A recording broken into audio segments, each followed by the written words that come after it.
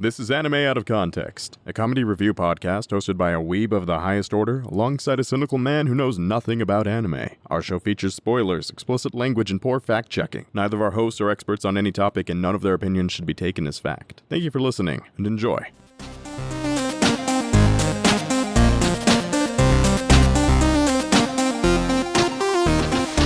Hello and welcome to Anime Out of Context, the show where I attempt to explain the sometimes weird, sometimes wonderful, but always hilarious world of anime. And I yell timber as I fell the great waifu weeb tree. I'm Shaun Rollins. I'm Remington Chase. And Remington, it's time. I don't like the sound of that. It's time. We've been putting it off for too long. Oh, fuck. Honestly, we've been putting off a lot of things for too long. We put off a lot of things on this show. We keep saying we're going to do things, and then we're just like, we could do it later. I mean, but there is always later. You know, I say skip your original idea. Instead of doing whatever you're talking about, which is probably scary, let's just sit around the fire, tell some happy stories, Corey in the house in the background. That would be a horror story in my case. Living the dream, you know? Mm-hmm. Well, if we didn't do my original story, I'd have to just do what I did for Naka Emo, if you remember, and just hit the random button and see what I get. Don't like that at all. Don't like any of these Honestly, I spent some time preparing this one, and I thought, this would be a good way to start the new year. We've already gotten something nice and interesting and controversial. I figured it'd be a good chance to get something nice and enjoyable for a lot of people. I'll take it. Well, but if you really want one me of those to people, go... I'll take it, but one of those people that it's enjoyable to would preferably be me. Well, because often when it's enjoyable for a lot of people, I've noticed that more often than not, I am not in the camp of a lot of people. What are you trying to say, Remington? Are you trying to say that all these weebs are weird? Not weird, just have bad taste. Oh, man. I love the fact that we've lived this long. I joke about us dying all the time, but it's truly amazing that nobody has doxed our house and just tried to come and kill us, because we definitely live together. Who knows, maybe 2020, the year that everything goes wrong for us. Also known as our lives. All right, what are we doing this week, Shaun? Well, Remington, it's been a long-ass time since we've done any revisited episodes. Yep, it has, Shaun. Why are you so nervous? Because all the revisits except Umaru-chan have been bad. Wow, all of them. Yeah, well, I can't, let's see. So there was JoJo, almost changed my mind, then fucking didn't. There's Toradora, did change my mind in a bad way. Which you're still wrong about. But... There was Rosario Vampire, oof. There was Sword Art Online, and Sword Art Online. So much oof. You forgot about the third Sword Art Online. And Sword Art Online! God damn it. So, as we can see, statistically, I can expect Sword Art Online as the baseline. And that's never a good spot to be in. Oh, man, but wouldn't that be a treat to start the new year? I did promise that we would not do any more Sword Art Online in the year of 2019. Don't fuck with me. I'm too emotionally vulnerable. The scars that Sword Art has left have still not healed. What if I told you that the second half of the third season started recently? Get the fuck out of here. All right, what the fuck are we doing, Shaun? Are you sure you want to know? Stop playing with your food. I'm vulnerable. I'm hurting. I'm dreading whatever's coming. But the food tastes so much better the more you play with it, I've found. As the food here, disagree. I would prefer to just be scarfed down and die, nice and quick. That's the fate I'd prefer. Although alternatively, if I can just leave and not watch anime, best result. What's the common phrase? The wolf does not concern itself with the matters of the sheep. Yeah. You're looking a bit sheepish there, my friend. That I am. Is that your persona, by the way? Fuck. If it is, I feel like that's a bad choice. You know how there are cat girls? I'm actually just a sheep girl. No, I don't want to know. I don't want to know. Well, I often say things, and then I'm like, yeah, but this actually exists, and I don't want to know. What the fuck are we doing this week, Shaun? Well, Remington, you are right. We do tend to come back to a lot of bad things. The one good thing that we came back to, you ended up turning on, and the one thing that most people really enjoy, and I enjoy and love, you also still hated on because you hate me. But no, now's the chance to see if what you say is true. Oh, here we go. All right.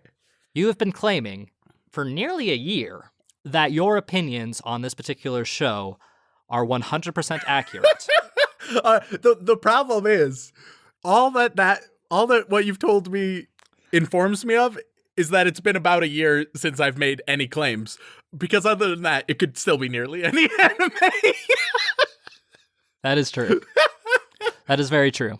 But no, Remington, we covered this anime, I believe, in 2019. All right. Near the beginning, if I'm not mistaken. Ooh, okay. And honestly, I think it's time to really get into it again because... Fuck. Yeah, no, back in March is when we did this one. Oh, okay. And you had a very controversial opinion, which has had some results. Some people have agreed with you. The only thing is most of those people have actually seen this show prior to that.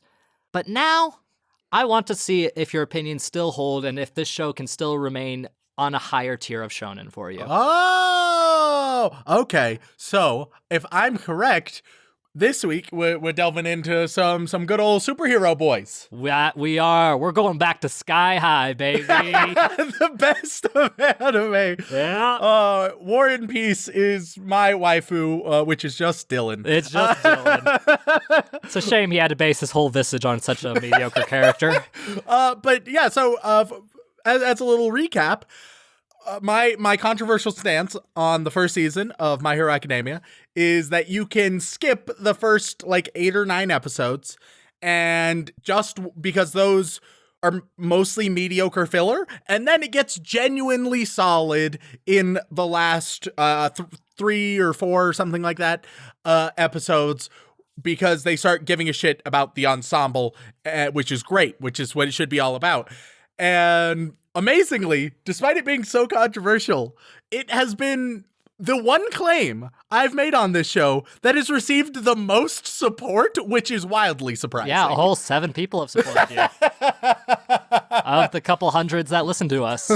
And that's 7 more than any of my other opinions. Yeah. How did people react to your Violet Evergarden opinion again? I would like to remind everyone, I gave the show Violet Evergarden a thumbs up. Just a reminder to everyone, it was a favorable review. They don't listen to that.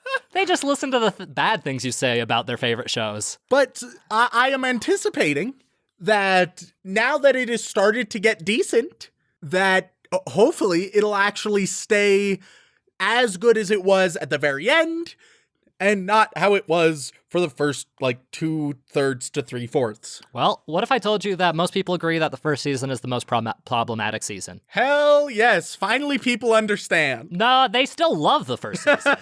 They just say that after season 2, it gets pretty dang good. Okay. Because you know why, Remington? Why? It starts with a tournament arc. Oh, you have mentioned that there's a tournament arc, and I love tournament arcs, and so far, despite having over 80 episodes of this podcast, Shaun, I won't say we haven't had tournament arcs, because technically we have. It was in our last revisit. But we have never had a good tournament arc, which is a tragedy, because tournament arcs can be amazing. Thank you, Remington. Now that you've said that, I can really get into it, because the only thing we have that is close to a tournament arc that isn't a tournament arc is our sports anime, and those, we didn't really get into the nitty-gritty of it, because... I'd rather not. Oof. There are still people salty about your Chihaya Furu opinions, by the way. Oh, yes, okay. You forgot already. Man, I have to cram a bunch of different anime into my goddamn skull. It's not that hard. It's so difficult. I mean, I have a life outside of anime. You weebs wouldn't understand what that's like. Yes, your life of sitting in a dark corner reading books and telling people that everything's going to be okay. Living the dream. Yeah, a very fulfilling life. I've talked with your girlfriend. I know exactly the kinds of things you get up to when you're home alone. Hey, we're not supposed to talk about those. There's contracts involved. Yeah, I didn't sign any of them. But Chai Furu was fine. And still, I would like to remind everyone, perfect time to remind everyone, the greatest face-off of this whole year is coming up towards the end this November. I was hoping that would be the part you forgot about. Oh, hell no. It's going to be a battle of the ages, which I have not thought about till now. And you're probably going to forget until like right before November shows up. And I'll have a slight edge because I'll have at least memorized like 5 poems. I mean, hey, but we've yet to decide on the super high stakes. We will. Anyway, that's not what we're talking about. What we're talking about is fantastic tournament arcs. Oh, wait, we got to revisit my boy, Parisian Dick Laser. I forgot all about Parisian Dick Laser. Yes, Aoyama. I will never remember that name. I will remember Parisian Dick Laser. Oh, goodness. Bad news for you. He's not as prevalent in the second season. What the fuck? He's about as prevalent as he was in the first season. God damn it, that's not prevalent enough. Yeah, well, that sucks to suck, doesn't it? He's like one of the people I remember. Because he shoots a laser from his belly button. Right out of his dick. Remington, we need to have a serious discussion on Laser anatomy. right out of his urethra. Oh, Jesus Christ. If you have lasers coming out of your urethra, see a doctor. Or go to Sky High. Maybe you'll see Dylan there. Oh, but yes, Remington, a tournament arc. Because after all, every good shonen series has a shonen battle series, I'll say, has a good tournament arc shoved in or revolves around good tournament arcs.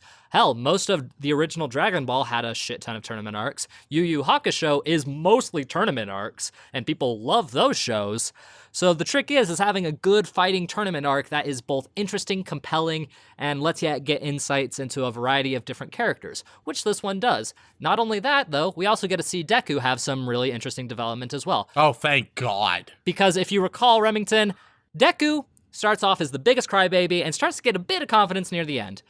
The entire second season is where he actually starts to get real confidence. Yeah, well, one of my claims about season 1 was that the rivalry between Deku and Bakugo it was bad, and it was super focused on for most of the first season, and it was just entirely uninteresting because it's the same exact shit we've always seen. And neither one of the characters are really that interesting at all in season 1. I'm sure they get better. Yeah, you're insulting everybody's favorite soft boy and everybody's favorite violent explodey boy. But then it gets much better in the last couple episodes. That's why you should just really skip the first 8 or 9 episodes of My Hero Academia, and it'll be fine. I promise. What if I told you that one of the best fights in the series is one of their rival fights? That's fine, as long as it's not one that I've already seen, because then it would be horribly disappointing. Oh, God, no. That first fight is just an insight into how Deku fights and is good for that and shows the flaws of his strategies. Now I'm just trying to remember the other characters, Shaun. So you had happy pink and blue girl. Yep. If I remember, she seemed fine, but yeah, she's very preppy, pretty milquetoast. Yeah, she seemed good, but still, I could do with a little bit more personality on her. There's Frog Girl, who my immediate impression was there's way too much not safe for work stuff out there of You would her. be correct. Yeah. That would be Sue, or Froppy is her hero name. Yeah, Froppy. The moment she showed up on screen, I was like, there's a real weird fan base solely about her. Yeah, Mina was the pink girl, by the way. Mina, okay. Mina. Sorry, I'm having flashbacks to fucking Dracula. Then there was there was the two that like do music and something like that. The two that do music and something. Wow, Remington, you really... They only existed in like one episode, I swear to God. They were in other ones, but let's face it, they had like... That would be Jiro. She's the girl with the earlobes that are headphone jacks. Yeah, see? And then she is always with... She's always with a couple people, but primarily Denki, who is the guy with the yellow hair whose electricity powers. Yeah, see. And when he uses his electricity too much, he fries his brain. Yeah. And they actually, they went from doing literally nothing to actually having a good scene in the last couple episodes. I remember this. Yes. Then there's also Uraraka, who's kind of the main girl, the anti-gravity girl. Your very typical happy girl. Yeah. You know, the one that is very clearly being set up to be Deku's love interest. Yep, which is just not at all interesting to me. It's not interesting to you. It's not interesting to most people. But by the time we are where we are in the show, it's at least acceptable, and just it's so pushed far to the side that it's not really relevant, so you don't have to worry about that. Good. There's just some awkward flirting here and there, and that's about it. But she's great. Love her. Then there's also Yayurozu, who is the class president who can make stuff with her body. Don't remember her. Big hair. She literally, she was with Denki and Jiro. She created a big tarp to protect them from the electricity. I think I vaguely remember. If I remember correctly, in the last episode, you actually listed her as one of your favorites. Oh, shit. So she's the really smart, awkward rich girl. Oh, okay. Yeah. Sounds like someone I would like. Yeah. I'll probably recognize her again. Yeah.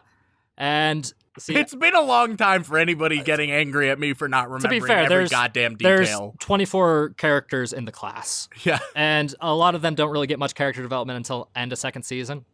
Because, that's a lot of fucking characters. Yep. Like, holy shit, that's a lot of characters. And then we got Parisian Dick Laser, of course. Then you got some more of the dudes. You've of course got Bakugo, who's the explodey boy. You've got Todoroki, who's the half red, half white. Oh, hair, God. Hot and cold.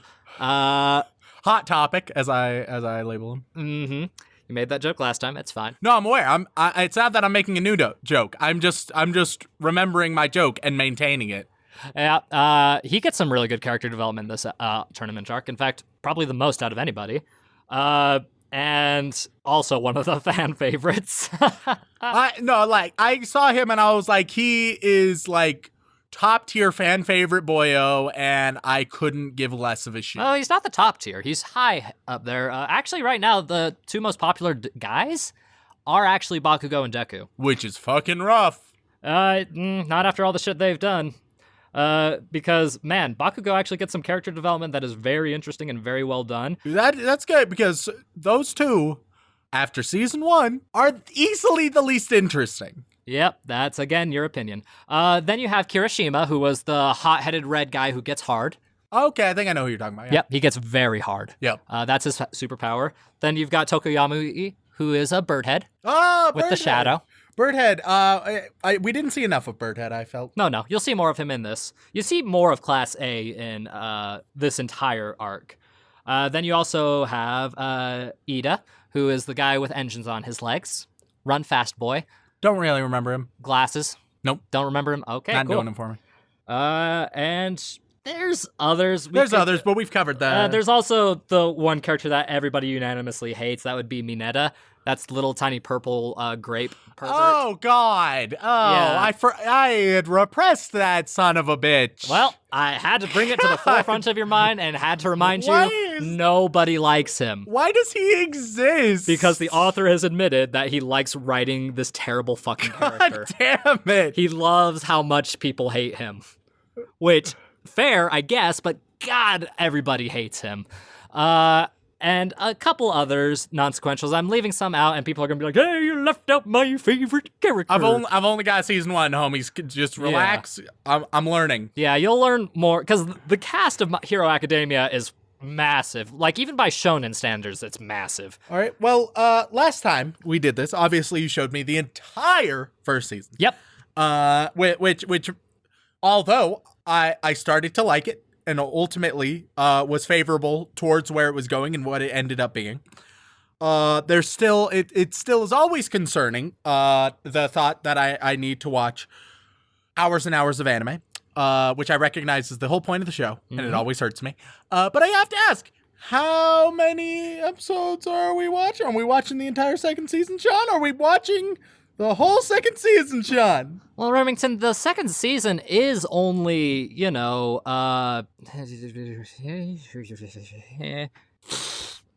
that's child's play. It's only 24 episodes. 24? That's twice as many as the first one. Yeah, that's because it got the budget to do whatever the heck it wanted. But no, Remington, I wouldn't do that to you. 24 is too many in 1 week for a Remington. Yeah, for Remington specifically, there are people who would binge that in like the span of 3 days and be like, yeah, that's fine. All right, so Me how being one of them. How many are we watching?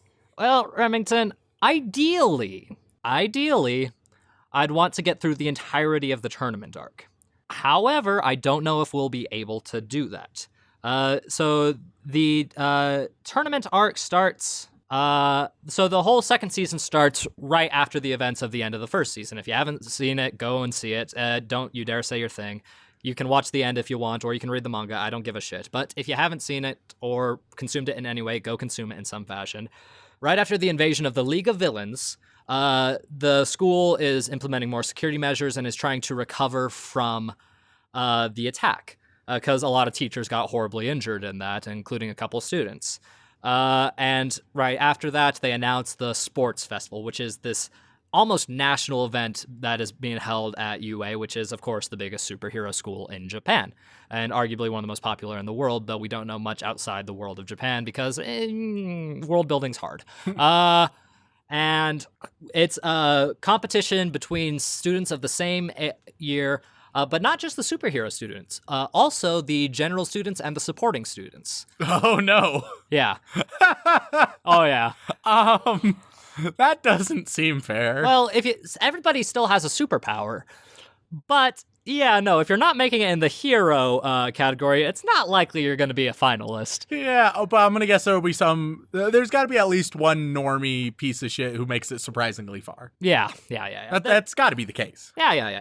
Because they want to give a bit more information as to the way the world works, because that's the one thing Uraraka loves to do, is it loves to give you the views of its society and how things work and what living in this superhero society is like. And I joked about world building, but it actually has some really fun world building overall.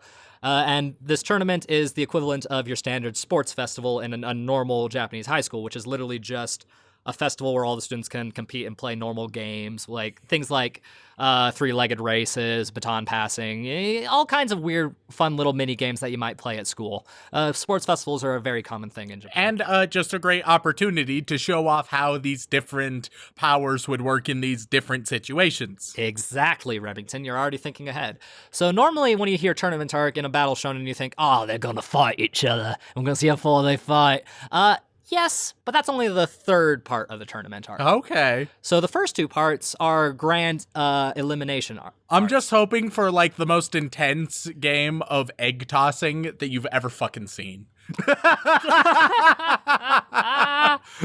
Oh, that would be great. I'd watch that super shonenized anime about egg tossing. Would you like me to tell you what the three events are? You know what? Nah, I don't need to. Let's keep them a pleasant surprise. Okay, well, I already told you what the third one is. Well, yeah. But that's to be expected. It's a shonen battle one. You have to really show off the shonen battles. Of course. But the first two arcs are honestly things you could expect at any kind of sports festival, just over the top amplified due to the fact that everybody has superpowers, and we're obviously in the distant enough future that we have technology that makes this kind of bullshit possible. All right, I am surprisingly hopeful, considering even though most of what I saw from My Hero Academia I wasn't a huge fan of, it was very consistently strong at the very end. So I assume that's what we're going to get. I assume it's figured itself out. We're going to get the good stuff. And I think that I'm probably actually going to like it. Yeah.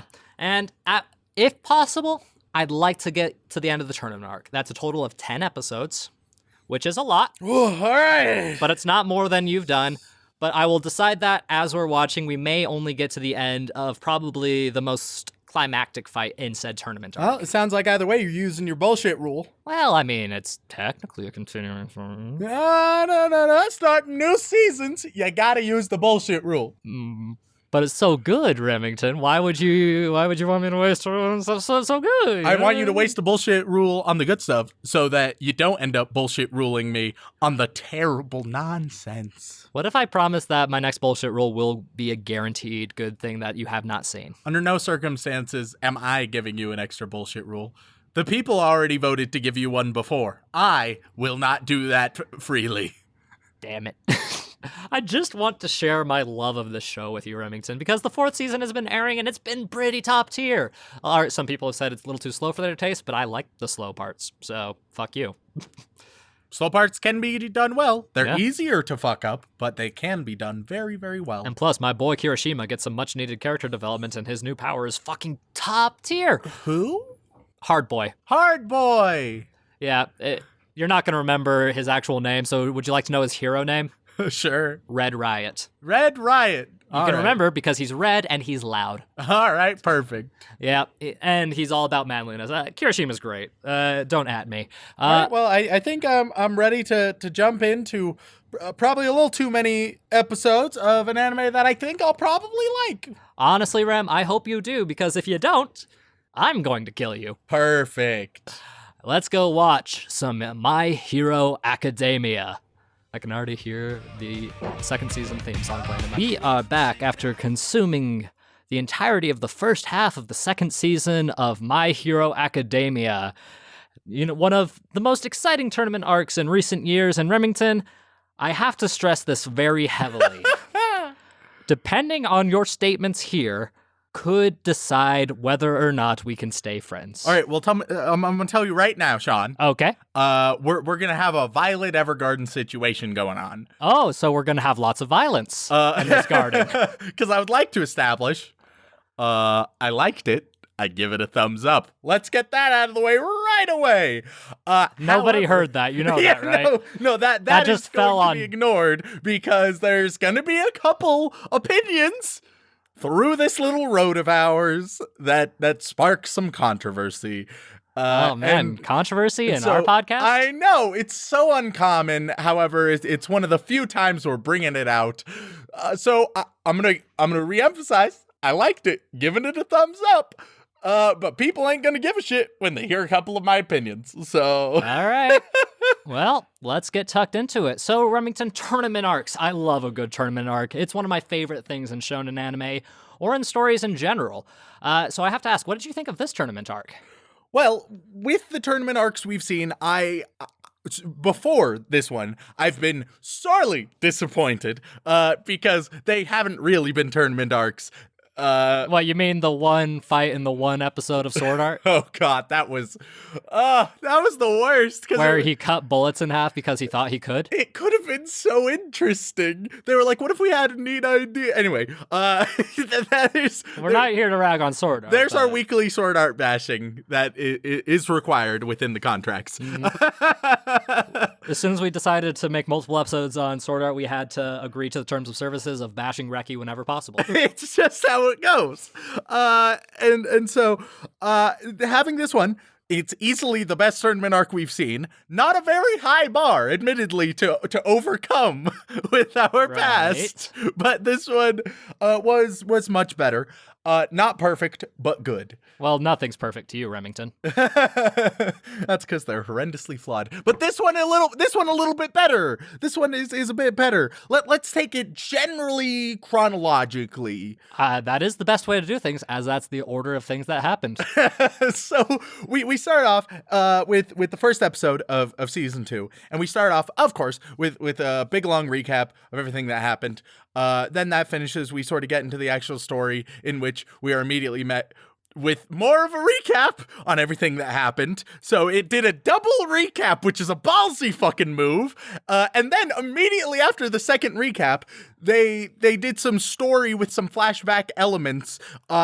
So it was another recap. The third recap was a good one. The third recap is how you do recaps. And if they only had that one, it would be great. But unfortunately, it was their third goddamn recap in the first episode of season 2. To be fair, Remington, it was about a year and a half since the first season was released, and shonen animes directed at fairly younger audiences. But 3 recaps in the first episode. You don't have to worry about that later. It's a little bit excessive, and especially given the fact that generally you're gonna end up skipping 15% of every single episode because it is recap, which is just a little much, and that's an ongoing problem I have with My Hero Aka, because I think that percentage is just a bit fucking high. It's on the lower side for some popular shonen, actually. That doesn't excuse it. I do not accept that as a valid reasoning. If you come over to me, right, and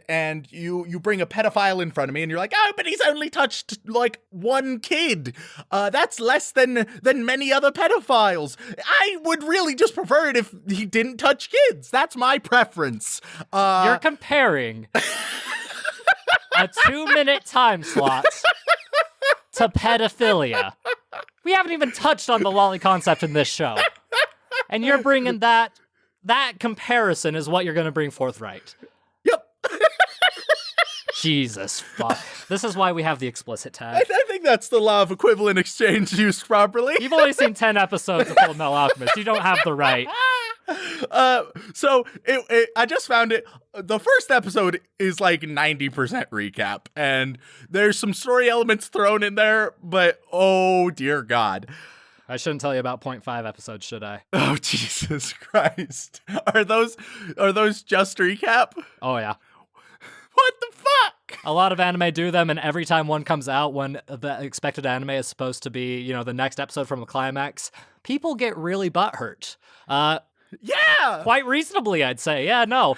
Because everybody was super excited for the second season of Uraraka, obviously. Yep. Because the people who actively follow it obviously rewatched it right before it came out. So as soon as that first episode dropped, we're like, oh yeah, here we go. 13.5, excuse me. What? Wait. So you are telling me right now that before the release of the first episode of season 2, which has, I want to reiterate, 3 complete recaps in it, they had an episode that was just a recap? Yep. God damn it! I'm so tilted.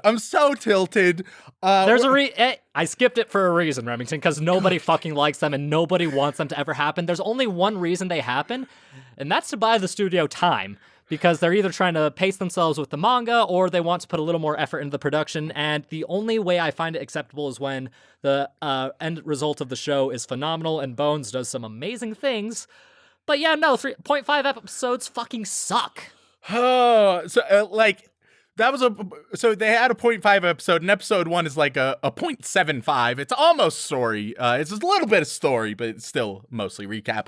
That being said, in the first episode, the one thing I think they did well, they showed more ensemble characters, background characters, and each of them had very strong character designs. I've said it before in our first iteration of My Hero Academia, and I'm going to double down completely. The ensemble and the world building, those are the things that make My Hero Academia so amazing. And so when it emphasizes those qualities, when it has a bird's eye view, when it steps back a moment, that is when it shines. And so first episode, not great. Bit rocky, some good elements, but was, oh dear God. I don't want to interrupt you. Well, I do want to interrupt you because that's what I like to do on this show. Of course. I just want to point out what the second season of Hero Aka is currently ranked on Mal. Yep. It's ranked number 69. Hey, nice. Kiki's delivery service. Yeah, call back to that old joke. Still so many people asking whether or not you know what 69 is, which is great. Anyway, so let's... Yes, I know. It's the sex number. Bet you wouldn't think I'd figure that out eventually. Who would fuck a number? Jeez, Pythagoras, calm down. Look, all I'm saying is when my hypotenuse is erected, you gotta use it properly. A squared plus B squared. I'm gonna see U squared, baby. Hey. All right. So then episode 2 already starts off stronger. There's a practice montage because it's gonna be for the sports festival, right? And that the practice montage, phenomenal once again, because you get a window into each of these different characters, their different ways of practicing, different ways of interacting, and even just those brief glimpses, it says so much about them. Yeah. When it comes to like efficient character building and storytelling, this is the way to do it because it would have like a second or two on individual characters, but already it tells you quite a bit about them. That's good storytelling. Yeah, and I will say this, the power system in Hero Academia is one of my favorites, and you want to know why that is, Remington? Why? Because every power has limitations. Yeah, and I think through exploring the limitations, this is, if you called it a magic system, it's a softer magic system, but not a super soft magic system. It's superpowers. But it's done much better than many other systems because it feels consistent. Even though it's not by the numbers, it feels consistent, and so that you understand it. Very rarely, though there are a few moments we're going to talk about, does it feel unwarranted. There's especially one moment that I'm going to bring up that breaks that rule a lot. And if you're talking about what I think you're about to talk about, I'm going to kick your ass. I'm going to be bothered by it, but it's going to be a minute. It's going to be a minute before we get to the worst element of that. We're continuing. Great practice montage. When it brings everyone out, there's a lovely meta joke, and there's actually quite a few meta jokes by the MC of the whole festival. Present, Mike. Yeah. And the one that immediately I knew I was going to enjoy them, he was talking about Class B, and he was like, they haven't gotten a lot of airtime, but they're good too. And they have a lot of moments like that with the MC, which is lovely to see because it shows a degree of self-awareness, which is always pleasant, especially because then they usually do something with it to make it matter. Class B is actually really cool, by the way. At the point I am in the manga right now, they have a conflict with Class A, and it is awesome. Oh yeah, it definitely makes them. This arc has shown them to be a bit more interesting. One thing that I also loved was when good old Bakugo. I was this close to calling him Bakugan again. When Bakugo goes up to give a little speech and everything, and it was like, oh man, yeah, it's because he was ranked 1 in class.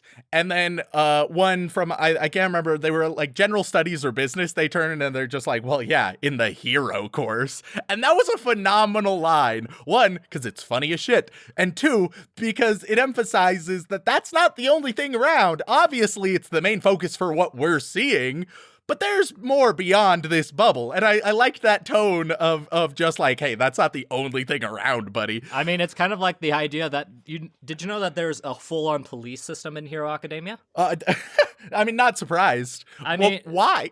Well, for the logistics sides of things, petty criminals. I guess, yeah. Less quirk-related dangers. Superheroes are for the more extreme things. Excuse me, heroes. You can't call them superheroes because that's copyright. Yeah, don't be ridiculous, Shaun. I wish I was making that How up. dare you? Hey, Marvel, how you guys doing? It's a big oof. But yeah, no, the world building in Hero Aka is fantastic, and the police system, anytime there's interactions with them, you don't feel like they're pointless. Yeah, and I think, like, once again, this is going to go into the greatest strengths of this show, world building and ensemble. There are other strengths of the show, but I'm going to put those at the top 2. And then something else that I actually liked quite a bit was the rated R superstar Edge, the rated R hero, Widow. She actually was real solid. They didn't overuse her, and amazingly, they were able to display a sense of sexuality without wildly gratuitous fan service. Considering that her character was designed on the principle of fan service, and her power is fan service. Yeah, like they handled it super well. Yeah, that would be Midnight is the proper name. Oh, Midnight. Okay, yeah. You're thinking Widow because Black Widow. Yeah, it's all the same. Yeah. So with Midnight, handled extremely well because, like, you totally understand the sex appeal there. That's the entire point of her character. Plus, she's an adult. Thank God. But they don't spend shot after shot after shot after shot being like, hey, but do you remember that she's sexy, though? And even though it's an overwhelming part of her character, it isn't the literal only part of her character. What if I told you she gets a fight scene later on? That's totally believable because of how it's presented it. And it's pretty great, too, because you get to watch an asshole get his shit kicked in a couple times, which is very satisfying. Hell yeah. But yeah, so all that was just solid. I think the general preparations for the festival, real solid, real good, definite thumbs up, really focused on the world building. And then we get to the first game, right? The obstacle course. Oh, yes. And there were a couple of issues with the obstacle course. First, the good things. It's super interesting to see how others' powers interact, how different people handle the same situation in different ways. Phenomenal. Love to see that. Really, really neat, interesting, and super enjoyable. where it starts to get a little bit of an issue, and I understand why it is this way, given the rest of the tournament. However, let's talk about Deku for a minute. All right, here we go. Bring it on. I can take it. So, Deku, he is not great, especially early on in My Hero Aka. He's better than he was in season 1. Still pretty oof. In the obstacle course, they're all running, and towards the end, it's between either Hot Topic or Bakugo, and they're going at it, and it makes sense. Both of them doing very, very well for themselves. And amazingly, Deku has been able to keep up, even though it makes very little sense that he was able to keep up much at all. No, it makes sense. Not really. His body is trained enough that he can handle the power of All for One even a little bit. He's incredibly physically fit. Oh yeah, he's incredibly physically fit, but when other people essentially have rockets and can fly over everything, like, don't get me wrong, Deku, yeah, he's gonna do well compared to like those without useful quirks, but he also doesn't necessarily have a super useful quirk in this case, and so it doesn't seem accurate that he's doing as well as those who have really good quirks. And he's not. Initially, he's a little bit behind, even though he's doing decently well. And so he comes up with this plan that's super haphazard, and it acknowledges that it's super haphazard. It acknowledges that it shouldn't work. It acknowledges that it's completely luck-based. He has a shield going on used from one of the robots. He smashes it into a bunch of mines. It just propels him way ahead, and then he smashes more mines in front of him, which blasts him forward, because anime physics, and he ends up winning. And it acknowledges that was totally chance-based, and that was sort of bullshit, and like the least interesting thing to occur. And it would have been more interesting if basically anything else happened, or if they had Deku win in a different way, because I think narratively it's going to show there was a good reason to have Deku win it. Right? In the overall structure, it makes sense. But the path to getting him there was sort of really stupid. Well, what would you have done to make him win? I would have maybe, and they used this reason for Class B, had either one of the other two, Hot Topic or Bakugo. One, they could have just screwed each other over hardcore. In which case, then Deku gets the win, and it makes sense for both of their character why they would screw each other over hardcore, right? And they were sort of fighting for the victory, but it would have been more interesting if it just really fucked up, right? That would have made sense, would have built the characters a little more. Or you could have them employ a similar strategy as Class B did, where, or at least Hot Topic could have done this, where he stands back a little bit, right? So you could easily have, for example, Bakugo screws himself over through all the explosions. Not unreasonable to happen. Fits with his character quite a bit. Hot Topic lets Deku just barely pass him up with a plan, with a Class B type strategy that they were doing. You don't remember his name, do you? Fuck no. Todoroki? I have called him and thought of him as Hot Topic the entire time. And is that just because most of his merch is sold at Hot Topic? It's because he's like the embodiment of Hot Topic in the show. And that's not going to change. So Deku winning, it was just a little bit disappointing because My Hero Aka is at its worst when it's the Deku show. I feel like Deku would be a much better character if he was not the main character. You can have him do a lot of similar things, but if he's the less at the forefront he is, the better he is, and the more interesting he is. Otherwise, it feels like they sort of force feed him to you, and it's just not great. And he gets a little bit better later on. A little bit better. The Deku towards the end of the tournament arc is much more what I want to see. But this obstacle course, what was it supposed to show? That everyone else is just generally incompetent and Deku is just lucky, although not good? That's not good for anybody. the point of it was to show that even though he was limited by the use of his quirk, he had enough cleverness to make up a stupid strategy that could have the potential of succeeding. But it wasn't a genius strategy. It was, as he even says, dumb, which if he would have ended up getting like third or whatever, that's fine. Then you say, okay, wow, his stupid strategy got him way further than it should have. It didn't get him the win, but it shows that he's smart enough. To get him the win, which once again, I acknowledge it's useful for narrative purposes, it made it feel like they're just trying really hard to protect him and make him seem better than he is. It's for all you WWE fans, a comparison I think I literally used in My Hero Aka 1. It's the Roman Reigns effect. And once again, I'm doubling down on the Roman Reigns effect. How could you? The man had cancer. He did have cancer. And he returned from that. And the dude Roman Reigns is amazing. He's wildly talented. He's in a much better position now. However, we all know those dark years. For any non-WWE fans, he's a big doggy boy. Don't worry about it. Wait, that's not it. Don't worry about it. You can't describe. Don't worry about it. He's the big dog. Don't worry about it. Be confused. It's fine. Yes, his signature technique, the bone spear. What are you on about? But then later on, after the obstacle course, it might have been during, I can't fully remember. It doesn't really matter. It shows like the business course homies hanging around and doing their thing, doing marketing basically. And that was phenomenal. I loved seeing that. That was a little moment. Once again, brilliant moment. That's what My Hero Aka is when it's so good. So they do that, and they show the point system, which initially I was going to be a little confused and outraged about till they explained how they were going to do it.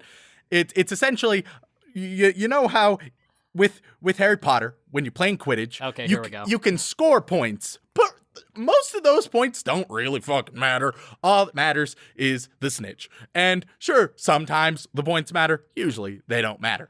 Essentially, they're going to do a cavalry battle. It's flag football, and you need to grab the point flags, and one of them is the golden snitch. And then top 4 teams go. And so the cavalry battle, they're teams of 2 to 4, right?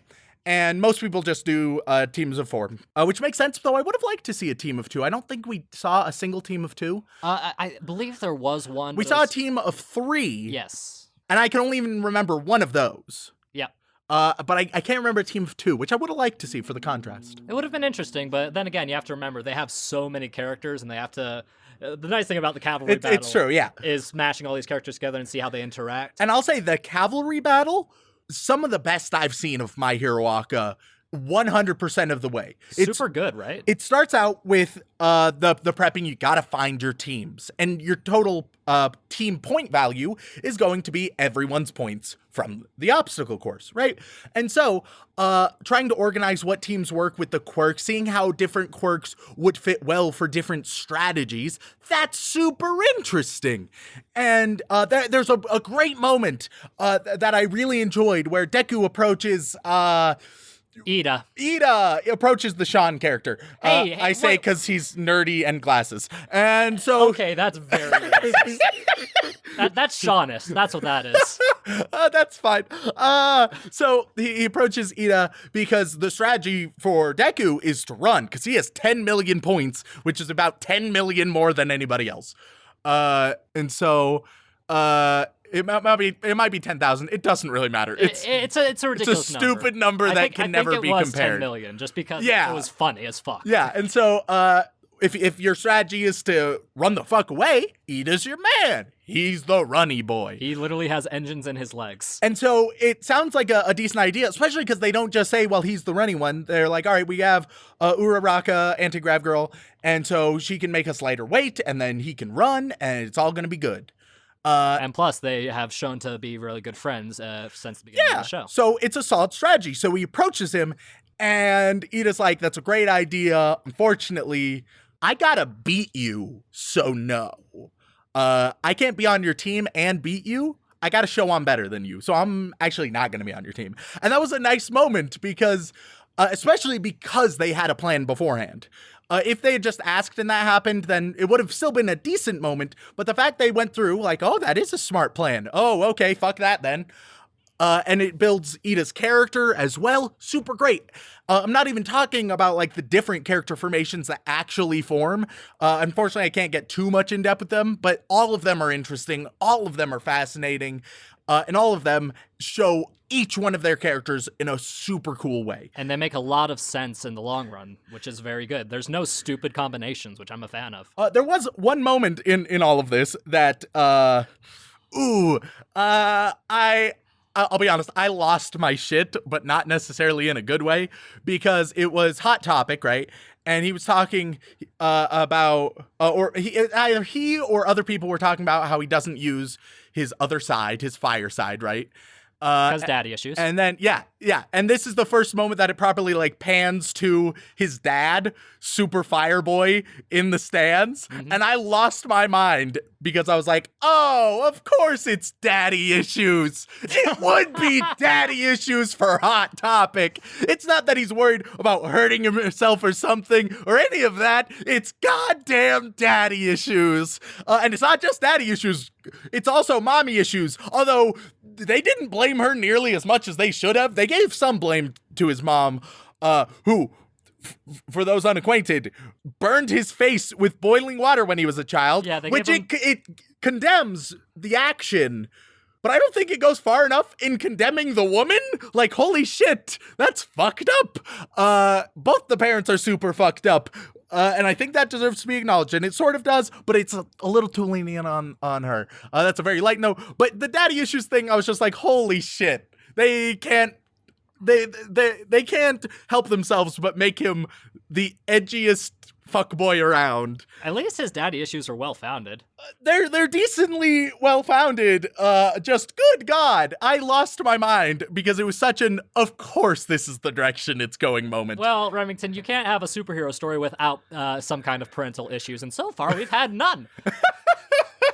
So, of course, Todoroki being, the top of the class, the really super powerful boy, the one who got in on recommendation alone, he needed something to make him something more than just perfect. So, of course, giving him a sadistic father who's borderline evil, easy, obvious direction to take it in. And his entire story background also helps with the thing you like, which is world building. No, I think that it's made a little bit better later.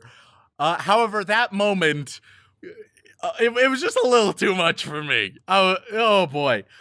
That brief moment was borderline satirical when it was meant to be dramatic. But continuing on, you once again get to see how they set themselves up for to finish the cavalry battle, I guess. The cavalry battle, it's super interesting. Lots of really fascinating back and forth. Lots of creative ways to use all of these different quirks, which once again is My Hero Academia at its best. Using all the characters in creative and new ways. And it ends 100% how it should end with Hot Topic and Ida's team winning. Which 100% the right result. Right. And I even think that Deku going in as the leader totally also works with the narrative storytelling. It's just how he won the obstacle course that was annoying.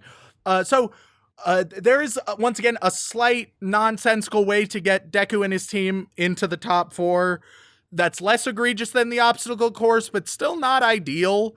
And I loved, like, Deku's team and how they interacted and how they worked. But once again, Deku gets protagonist pass into it. I agree with him and his team getting in. Sort of disagree with the way that it happened. Because it was just like, oh, don't worry. I grabbed this at the last minute. Oh, okay. And so then we actually get to the tournaments. And the first match in the entire tournament is Deku versus Shinso? Yes. You actually remembered a character's name who wasn't one of the main group? I'm impressed. So this is a very interesting match, or at least it by all means should have been. I'm going to open this up with Deku should move forward in the tournament, especially with what they do with him narratively. Continue. I totally understand why Deku should move forward, especially with what they do with him later on, narratively speaking. However, once again, the way they get there is something I disagree with, because we've seen Shinso in the background a lot. He's yet to do anything at all, but the show has made a point to constantly, anytime it's going to pan to all the characters, you're gonna notice Shinso. They want you to notice Shinso. And then it's revealed that he has a really super neat perk that he can brainwash you. He can control you a little bit, right? Following some circumstances, which is super interesting, super amazing. The problem is him going against Deku in the first round. I don't think they should have gone against each other in the first round. Maybe not at all, because we finally get introduced to Shinso, and then they make him feel like a big deal for 5 minutes. And those are a damn good 5 minutes where you feel like he's a big deal. He takes control of Deku. Deku's walking his way out the very long and slow way to build maximum suspense. And then he essentially, like Aang uses his avatar powers. He talks to all of the other previous homies. Doesn't talk to them, but he sees them, and it's explained later through sort of wishy-washy means, which I don't even think is the worst thing. But he's able to conjure up his power and use it anyway. And then he just beats Shinso on out of there. And I don't think that helps Deku out much, because it feels like another protagonist pass forward, which is unnecessary if you just had him face anybody else. And there are options for him to face anybody else. And Shinso, although it will do a little bit of character development, which was nice to see, it built him up, and then you finally see him, and it's like, wow, he's so good. Oh, actually, never mind. And it still wants you to feel like he's all well and good, but the one thing we saw him do didn't work out for anything. I think that match, it was good for hype, but it didn't do nearly enough for either of the characters involved, which was super disappointing. Well, that's Deku gets another protagonist pass, which is not good for Deku's character. We're gonna see what's good for Deku's character later, and it's not this shit. Then Shinso, it feels like he's sort of just wasted. Would you like me to alleviate some of your stress? No, I'm sure he's going to be used very well later. He's going to end up getting in the hero course. It'll be tremendous, blah, blah, blah, blah, blah. I get that. But they could have used him a whole lot better, considering they had been low-key hyping him up the whole time up to now. I'm just saying, he gets really fucking cool. He's super cool now. They just fucked him up in his first step. It's like plastering posters for one person. The concert posters are everywhere, right? And then they step on stage, they fall flat on their ass, and then they walk off. And you're like, wait, what the fuck was that? So you're saying they Snoked him. You've never seen Star Wars, never mind. Let me just put it to you this way. In the latest Star Wars trilogy, Remington. Yes. They build up a big, dark, evil emperor character in the first, quote-unquote, movie, episode, whatever. Yeah. Then in the second movie, and we learn nothing about him at all whatsoever. Yes, 100% that. And don't get me wrong, they're going to do better with him later, but the first impression, they did him dirty. And the reason I'm spoiling that is because... Fuck, guys. I wanted to love the new trilogy, but fuck, man, they just fucked up so much. Just be like me and don't watch Star Wars. So that was super disappointing, especially the way it happened. Once again, I think that Deku should move on forward, especially with what they do with him later. But a protagonist pass isn't building his character. So we then continue, and something I was a little bit worried about is how are they going to handle the battles that, let's face it, matter less. Because I wanted them to go in depth with them, right? And there were a few possibilities. One, they could go in depth with them, show the matches, and that'd be incredible because world building. Another possibility is they do it sort of vignette style. You get a couple seconds from each of them, and that's it, which would have been fine if done well. And the worst option would have been maybe you get a still from each of them, or maybe they're just referenced and they're ignored. You mean the thing that they do in a lot of really, really bad tournament arcs? Yes, but thank God they do the best option. They show every single match, almost to completion in almost every case, which is amazing because, once again, that's what My Uraraka does best. And the next match also isn't necessarily ideal because it's It's Hot Topic, and then he wins immediately. Tape Boy does some good stuff. Let me tell you, he does one thing, and I get that. That's less egregious than the Deku match. But after the Deku and Hot Topic matches, I was a little bit concerned. After that, it really picks up. Amazingly picks up. To be fair, what the fuck was Sero going to do against a guy who can literally coat the entire field in an ice cannon? Oh yeah, no, he was fucked. Like, he did really fucking good for the 3 seconds he fought. 100%. And I was I liked that they allowed him to do anything. Unfortunately, with those being the first 2 matches, that can be a cause of concern, because if they handled the rest like they handled the first 2, it would not be a good tournament arc. But then we have, let's see what the match, there was Ivy Bitch, who don't know her name, it's probably mentioned once or twice, versus Electro Dude. Denki. And so those 2 face off, and it immediately establishes Ivy Bitch as like she looks into the sun, and because she needs to photosynthesize and whatever, and it gives a super Jesus girl feeling of it, like she's a nun. That was great. That added some flavor, and their interactions together in the match were solid. It was a short match, but it totally worked. Her name was Ibarra. Established Ibarra as a solid, powerful, and interesting character. As well as it showed a fun match. And so that was a thumbs up. Then you had one of my favorite matches through the whole thing. You had Ida versus the support Zoom bitch. Support Zoom bitch? Support Zoom bitch. First we have Parisian Dick Laser. Now we've got support Zoom bitch. I have critiques about Parisian Dick Laser. Oh, I'm sure. Oh, what? Namely, that he is not used nearly enough. Oh, okay. See, I thought we were about to have a moment of takebacks, a moment of change, a moment of development in your character in this tournament arc. But no, it's all for the sake of a goof. I get it. But no, but yeah, no, the fight between May is her name. Okay, yeah.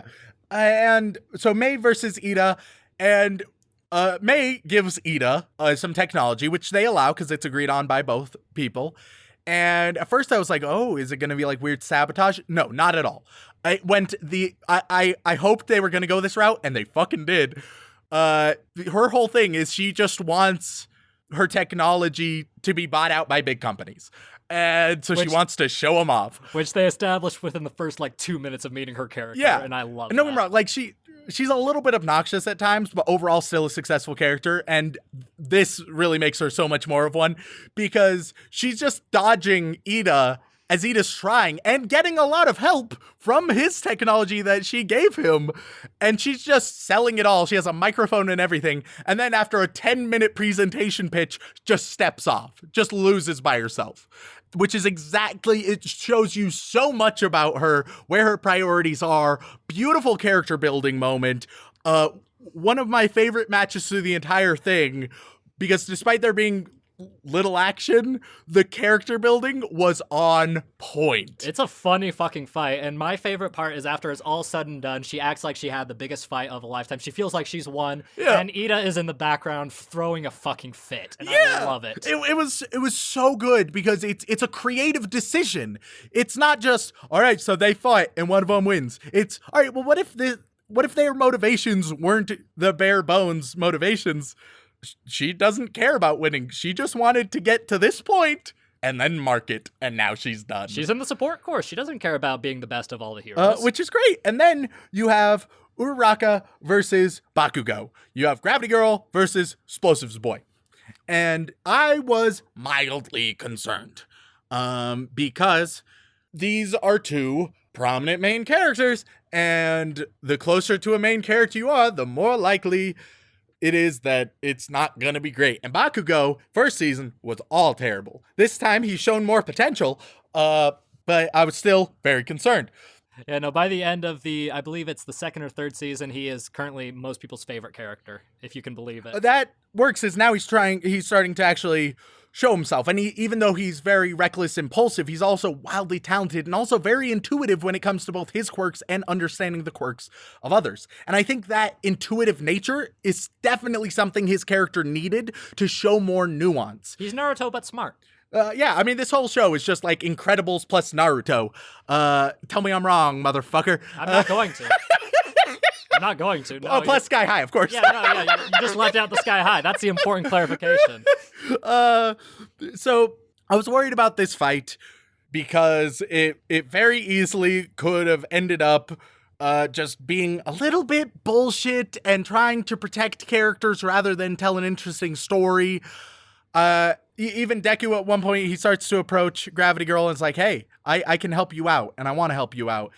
And she's like, no. And her rejection of this is also an amazing character-driven moment because it comes from way back when Ida refused to be on Deku's team.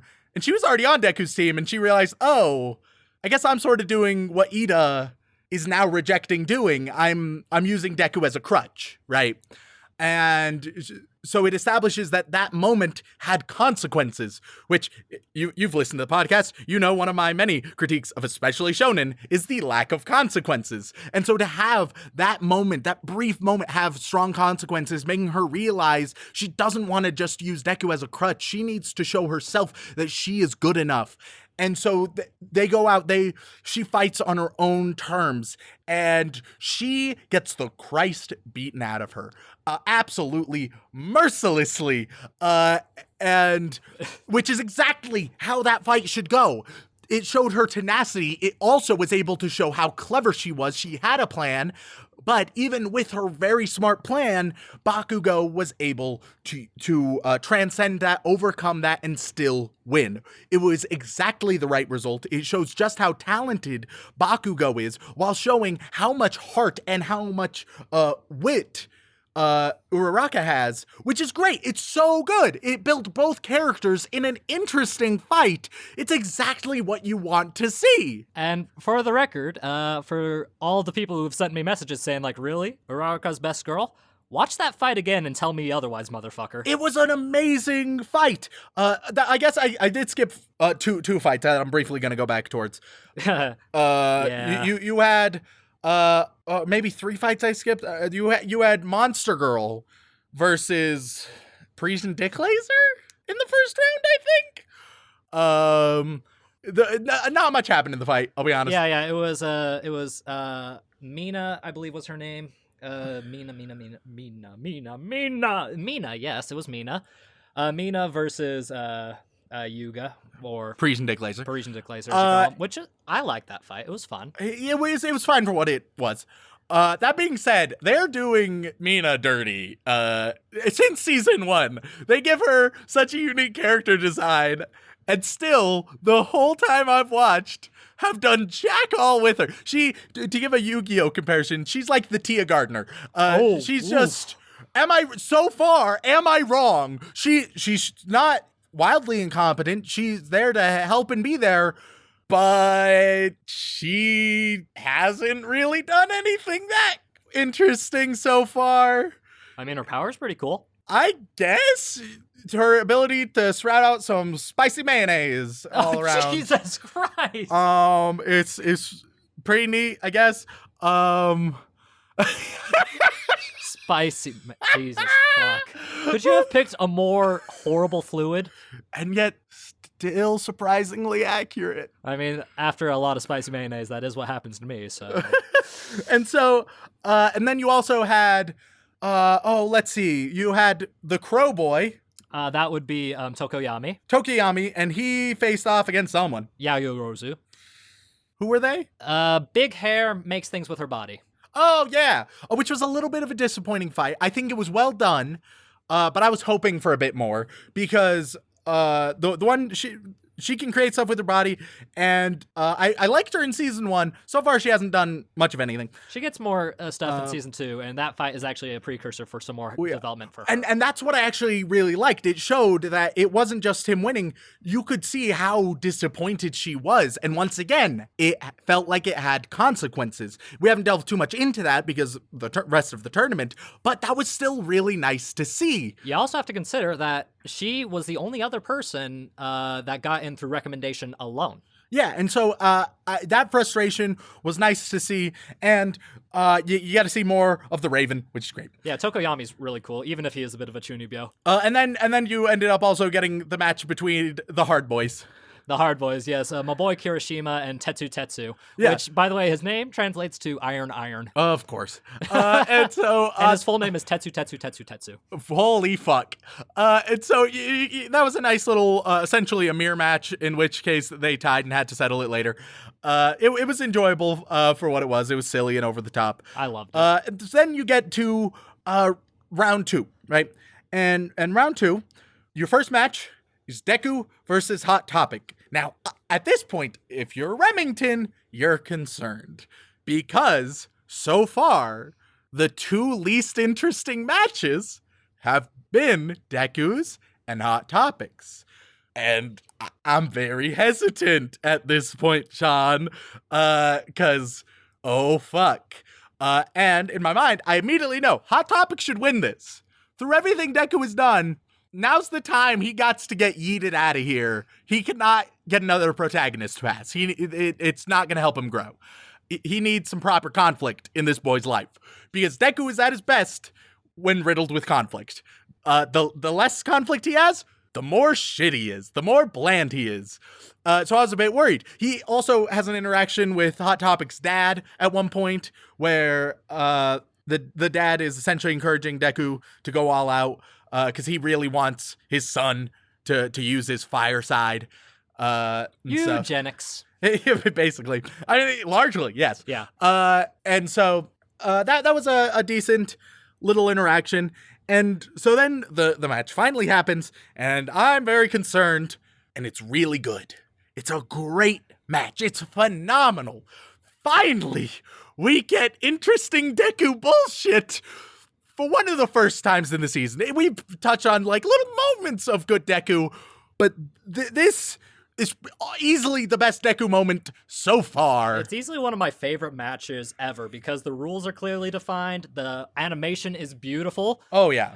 Even though it's literally one of the things you hate the most. It's just them exchanging blows back and forth.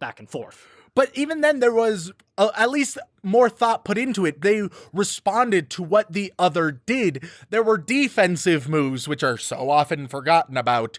And so there was still good interplay. And I would argue that My Hero Academia, its fight scenes are so much more interesting because while it does occasionally touch into super move versus super move versus super move ad nauseum, that's not the only thing it does. There are plenty of fights where different moves will be retaliated with and responded with. There will actually be sincere interactions within the fights.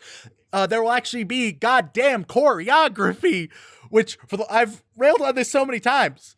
Shonen should be largely emphasizing the fights. Why do so many shonen have such shit fights? But My Hero Academia, they have variety, they have engagement, they have interaction with the characters who are actually fighting, so that even when you get some super move spamming, that's not the only thing you get, so it's much more acceptable. And I get why when shonen do that, they're trying to emphasize, wow, these are super powerful moves, but that doesn't fucking work if that's the only thing that happens. You need something, you need a ground to base that off of, some foundations. It's one of my favorite fights in the entire series, honestly, because not only is it cool to look at and fun to watch, but the question that is being asked is super good for both of their character developments.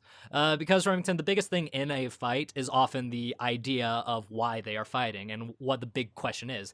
A lot of bad fights are, hey, can person A beat person B, or vice versa? And that's not a good question to ask. Yeah.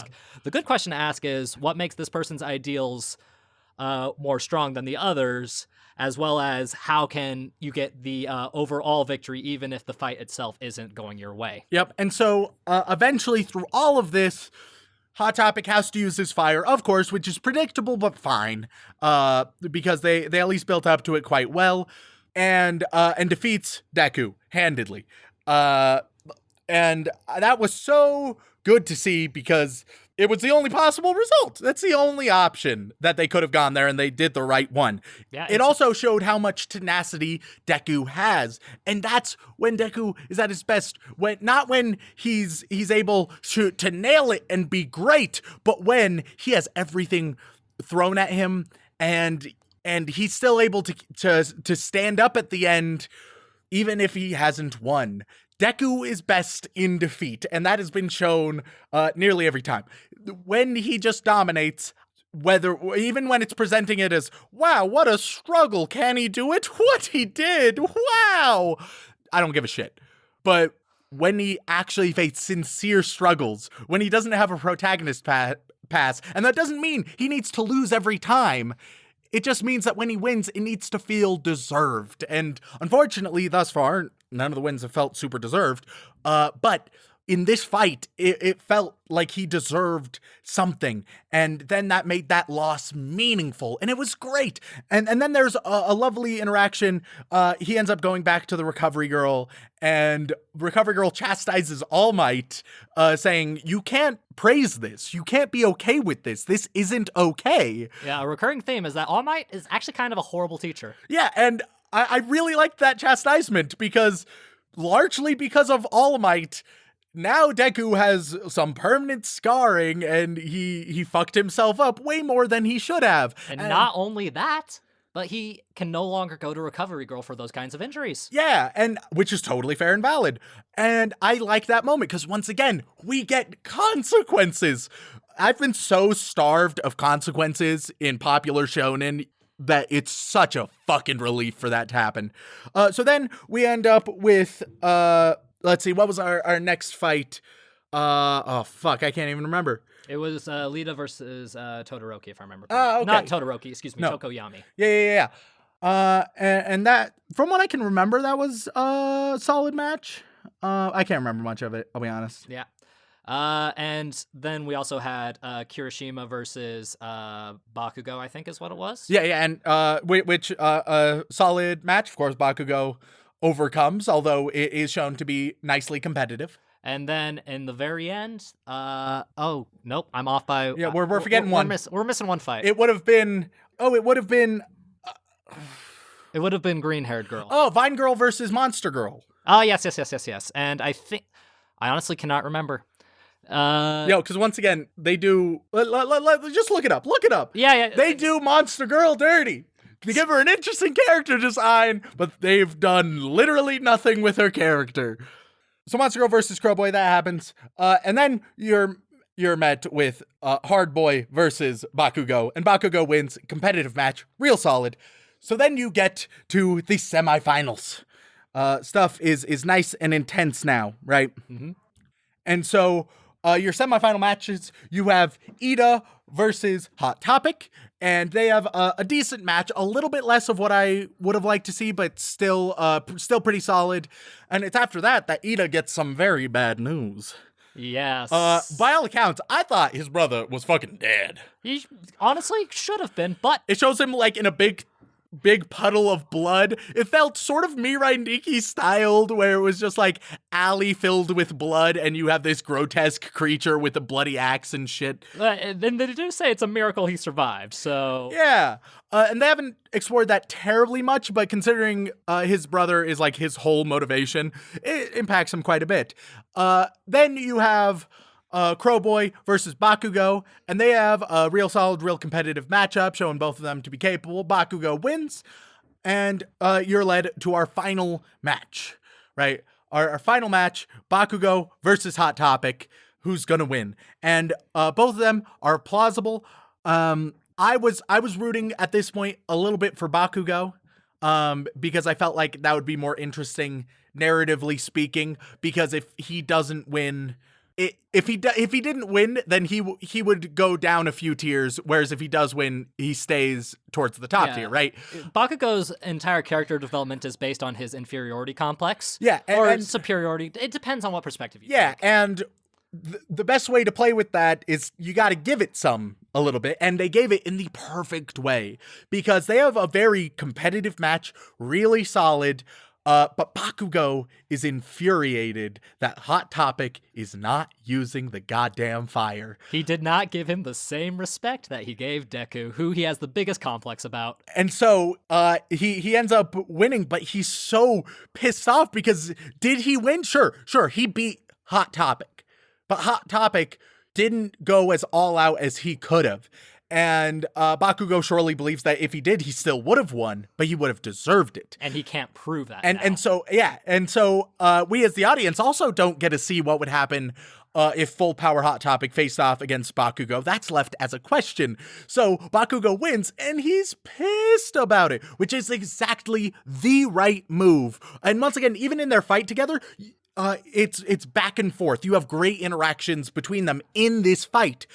And Bakugo's final attack is cool as fuck. Oh yeah, I think that My Uraraka, out of all the shonen we have seen, might take the claim of having the best fight scenes out of all the shonen we've seen because they're creative, they give a damn, they interact, and most of the time, they feel meaningful. One of these days, I'll have to show you a breakdown video of some of the fights because there's a fellow who does breakdown videos of fights scene by scene by scene. And his insights into that are part of what makes me understand why this show is really good. Oh, yeah. So, although I have quite a few criticisms, especially earlier on in Season 2, and especially around Deku in the early challenges, I think that by the end, Deku grows a lot more interesting, and I think he needed to lose. His character so needed to lose that competition, so it's a good thing that he did, because if Deku won, that's a terrible narrative decision. That's real bad. It's just the same decision most crappy shonen make year after year after year. Yeah, and I think that he deserved to get as far as he did, but not necessarily in the ways that he did. That was a little bit disappointing.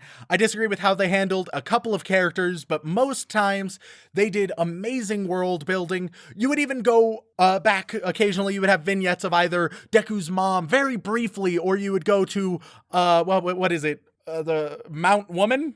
Mount Lady. Mount Lady. Oh, okay. I mean, because she's a lady, but she's also kind of... You like them thick? This is extra thick.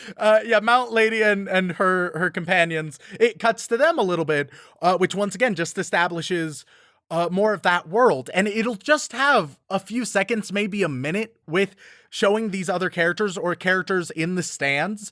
But that's enough to, one, keep them relevant, and two, to establish their characters. You don't need to have super in-depth moments about every single person, but just showing little bits and pieces about how different people react to different things. And then one common critique I haven't even mentioned, because I don't think it's worth necessarily mentioning, Great Boy. Great Boy's just as shit.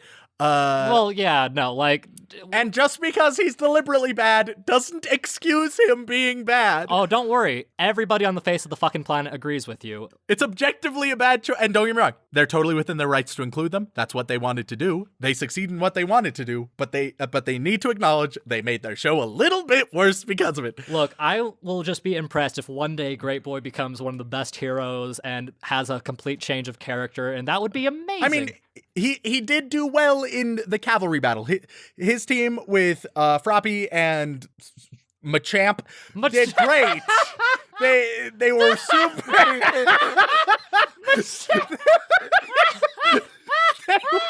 they were a solid team, but fuck Great Boy. Oh God, Machamp. Oh God. Overall, My Uraraka, when we saw season 1 rather, I still maintain that His name is Shoji, you son of a good old bitch. Shoji. When we saw season 1, I said and I maintained that you can skip the first 8 or 9 episodes. But I said it had a lot of promise in the last few because it started focusing more on world building and especially showing the ensemble and what they can do. And the tournament arc was perfect for exemplifying that fact. when this show has a broad view, shows different characters, their personalities, it's so good. I think how they handle Deku is the least good. I think they've done Deku a great disservice by giving him those protagonist passes, as I don't think he needed them. They could have done something else, but I understand in the long run why it works. Overall, My Hero Academia is a tremendous show.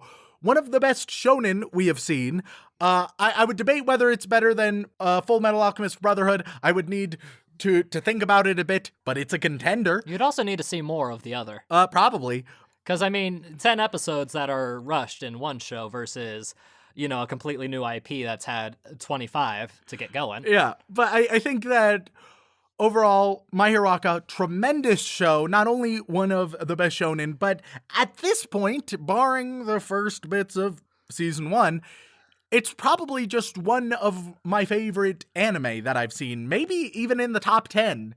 That's really fucking high praise from you, Rem. I know, but you know the terrible thing, Shaun? People are still gonna be pissed at you. People are just gonna be like, excuse me, Deku can do no wrong, and Hot Topic is a great character. He isn't just Frozone from Incredibles mixed with Gaara from Naruto. He's so much more, and... Oh my fucking god! You remember who Gaara is. I'm so proud of you. Because he was probably my favorite character in Naruto. I mean, once again, tell me I'm wrong. Tell me that he isn't just Frozone Gaara. Once again, Incredibles mixed with Naruto. I think you could probably come up with an Incredibles-Naruto combination for almost every single hero. It's double check to make sure that Todoroki isn't voiced by Liam O'Brien. Okay, he's not. Thank God, because that would have been an amazing comparison. But no. Anyway, I think Deku is still my least favorite main character, but he's gotten significantly better. Hot Topic has gotten better, even though he's still a super edgy boy. Bakugo has also gotten better because he has a bit more nuance and is shown to be more capable rather than just good at fighty and explodey, which is really nice. He's shown to actually have a bit of a brain, thank God. Yeah, one of the best fights is actually involves Bakugo at the end of the 3rd season, believe it or not. I totally do. Considering that pound for pound, he's so far been having the best fights, followed by probably Hot Topic. Those two are the most interesting fighters so far. And maybe by the time we do a 3rd episode on this, you'll actually remember his name. I don't care about his name, Shaun. Oh. I'm deliberately not putting it into memory. It's 2 syllables, Rem. It's 3, and it's Hot Topic. I'm not gonna laugh at that. You piece of shit. I'm so goddamn angry. Oh man. So, Rem, that's pretty. There's just one important thing that we need to have clarified, and it has to be taken with a grain of salt because it is your opinion. But we have to address it, otherwise people are gonna bombard you with questions about. As of now, who is your best girl in Hero Academia? Oh fuck. So I think the first season from the brief amounts I saw, it was Create Stuff Girl. Momo. We've seen very little of her, unfortunately. The moments we saw were still good. But she just didn't get enough screen time to, I think, maintain that role. Okay. Another candidate would have been Froppy, but same exact thing. She has not gotten sufficient screen time. In season 2, there seems to really only be one candidate. I'm racking my brain for literally any other. But I mean, this is the only one that does anything meaningful so far. And is best girl. And that's Recovery Girl.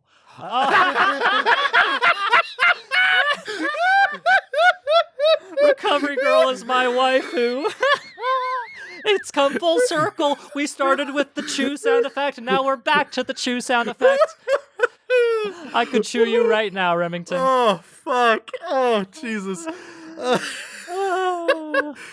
Anything else we need to go over, Shaun? Nope, I think that'll do it since this will probably be our longest episode we've ever done. Yep, that's how My Hero Academia tends to go. Hey, look, man, once you combine some amazing things like Sky High, The Incredibles, and, Naruto, what else can you talk about? Such a winning combo. And with that, I have to ask, Remington, would you be interested in watching some more Hero Academia with me? I would confidently do so, Shaun. Before we get out of here, we have a little bit of house cleaning to do. The first thing we have to do is we have to thank our lovely Patreons who have decided to support all of our strange antics. Remington, who are these lovely people? Well, first we have to start with our lovely yandere waifus. We have Ann Miles to go, Anonymous Gamer, Glenn Michael Dolan, Hayden Lecker, Jordan Cavalal, hopefully I pronounced that right, Cassidy Justin, Kazu Morocco, Leos123, Rich Huffnagel, Sarah Birch, Ultimate 5401, and Juliana. Thank you guys so much, but it gets even better because we have a boy wizard in the house, and that would be Brady Weinbarger, but even more than the very illustrious Brady Weinbarger, we then have the true to his name, Shefano Musco Corey in the house. That is Saint, who, oh boy, quite literally is our patron saint. We are currently writing him a fan fiction. Shaun, you are depicted very interestingly in it. Oh no. That's something for him to look forward to real soon. I don't wanna. I'm just a boy. See, I got the rights of writing this one, so it'll probably be a special episode at some point. Stay tuned to our Patreon to find out, I guess. And if you would like to join our Patreon, then head on over to patreon.com/animeoutofcontext. If you have the money and you'd like to support us, they would mean so much. If you don't got the expendable income, do not worry about it. And I suppose that'll do it. If you guys enjoyed listening to our mad ramblings about the authenticity of tournament arcs and breaking your fingers incessantly, then please leave a review on whatever platform you listen on, whether that be Apple Podcasts, Podbean, Stitcher, Spotify, or if you really want to help us grow, word of mouth is the best way to do it. And if you would like to contact us directly, whether it is for a comment, question, feedback, or recommendation, then you can either tweet us at AnimeConPod on Twitter or send an email over onto animeoutofcontext@gmail.com. Once again, guys, thank you so much for tuning in, and as always, don't fuck your sister. Fuck me, that was an hour and 22 minutes.